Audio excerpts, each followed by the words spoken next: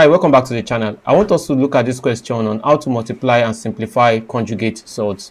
I will solve the question and I will share simple mistakes students make with you so that you too can avoid them. Now the question says that given the root of 3 minus the root of minus 5, the root of 2 into the root of 3 plus 2 plus the root of 2.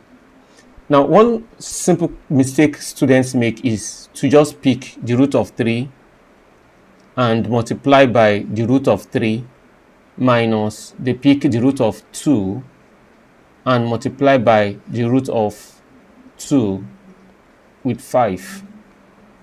Now, this is, if you do this, this is wrong. What should you do? You should pick one of the root of 3, now multiply it into the root of 3 plus the root of 2. Then pick minus 5 the root of 2, multiply into the root of 3 plus the root of 2. Let's do it. That is, I'll pick the root of 3 now. I'll open it into the root of 3 plus the root of 2 minus 5 root 2 into root 3 plus root 2. Now if I do this, this becomes root 3 times root 3. That's root 3 all squared, plus root 3 times root 2, that's root 6, minus 5 root 2 times root 3, that's 5 root 6. Now I have minus 5 root 2 again, that will be minus 5 root 2 into root 2, that will be root 2 all squared.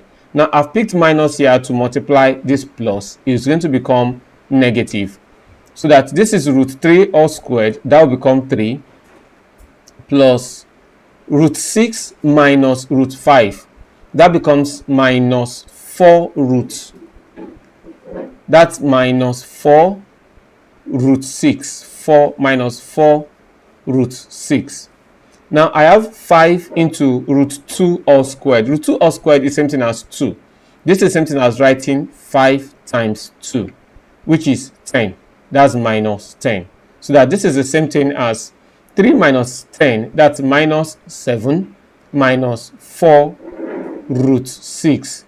If you look at this, this is now written in this form, so that I can conveniently tell my examiner that my A is the same thing as minus 7 and my B is the same thing as minus 4. With this, I hope you understand how to treat conjugate surds. Thank you for staying with us and see you in our next class.